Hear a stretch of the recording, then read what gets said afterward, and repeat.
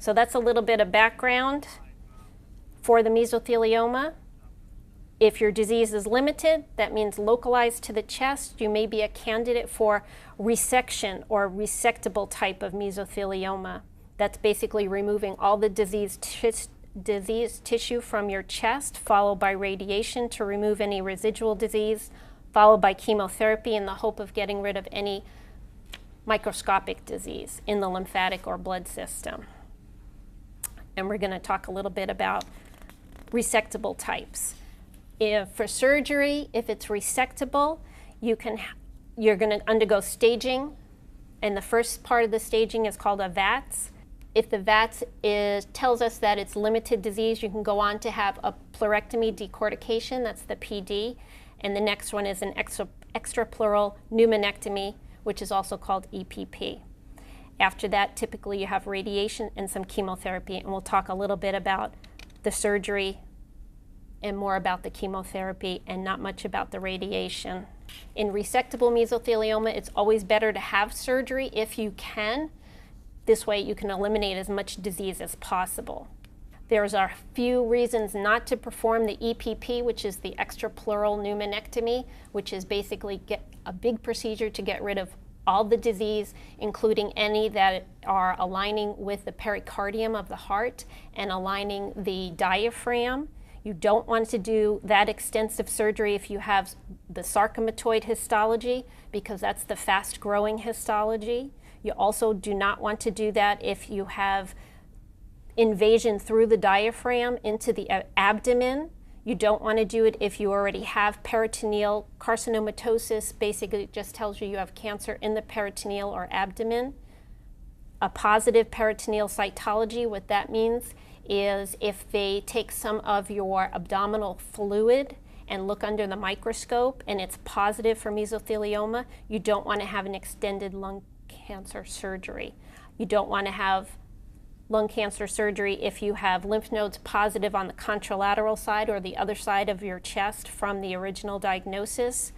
And poor performance status is an issue for a major lung cancer. And performance status is basically, is the patient out of bed for most of the day?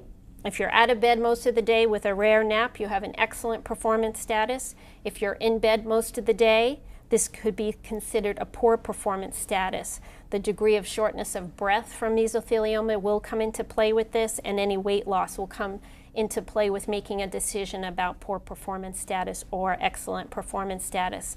If someone has COPD with poor pulmonary function tests, you don't want to have somebody with a poor pulmonary status have an EPP. They're not going to be able to tolerate it. And of course, if somebody has cardiac comorbidities or heart disease, it can also alter your treatment decisions.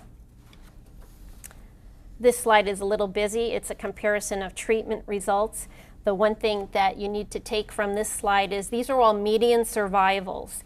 And the supportive care is basically taking care of anybody's symptoms. That's supportive care, symptom control only. The next few slides deal with the surgery aspect, and then the last two is chemotherapy. But please remember that there's a lot of people that do much better than this slide. So we're going to talk about chemotherapy in resectable disease. So that's disease that is limited.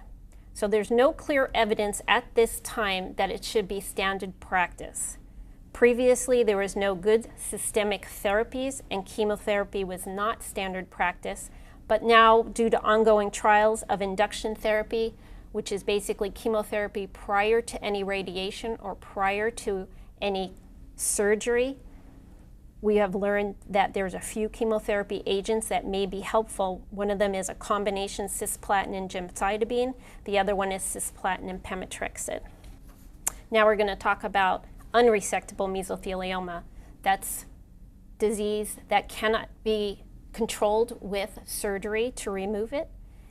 And for frontline systemic therapy, almost every chemotherapy has been tried in mesothelioma. Mesothelioma was considered largely chemoresistant for many, many years. We have found that combination therapies are better, meaning more than one chemotherapy agent is typically better. there's a list of all the chemotherapy agents that have been used in combination, but the current standard in the United States is cisplatin and pemetrexed given once every 3 to 4 weeks. And that's based on a phase 3 trial that was finished in 2003. It's a little bit busy slide, but basically it's showing that it was a randomized trial, which is a good trial to do for this kind of disease.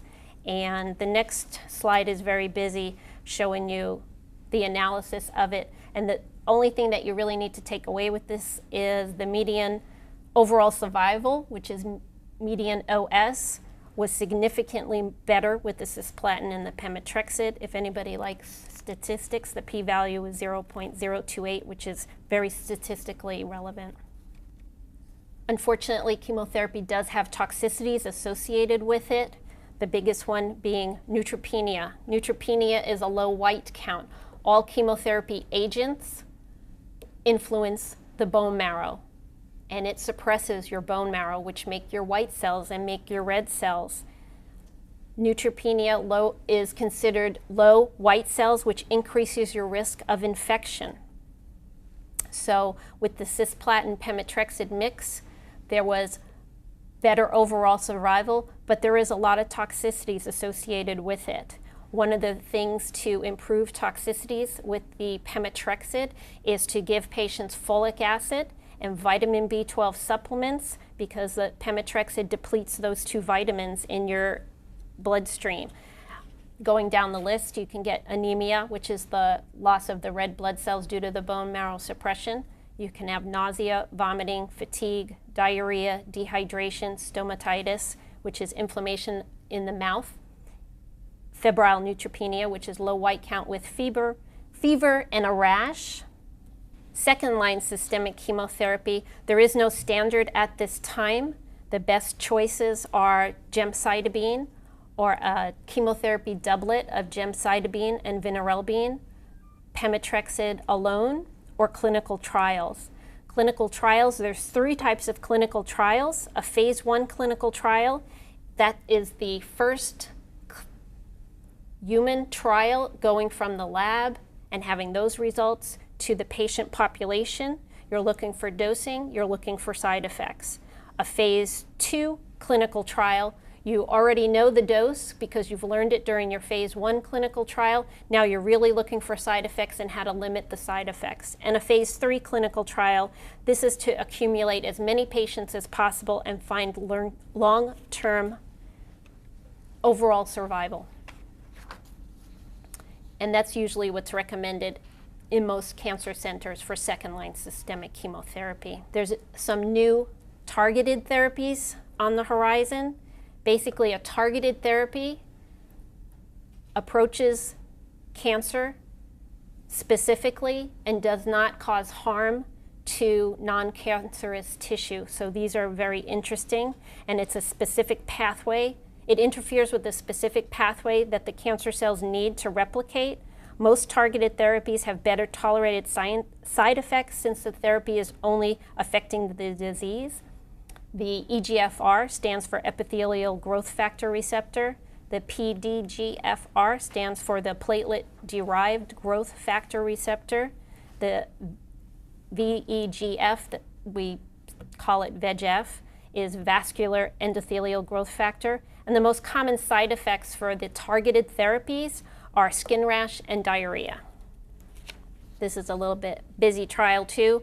This is a list of the ongoing frontline clinical trials that are available around the country right now, and there's one in Italy. That's the third one. And these are all phase 2 trials.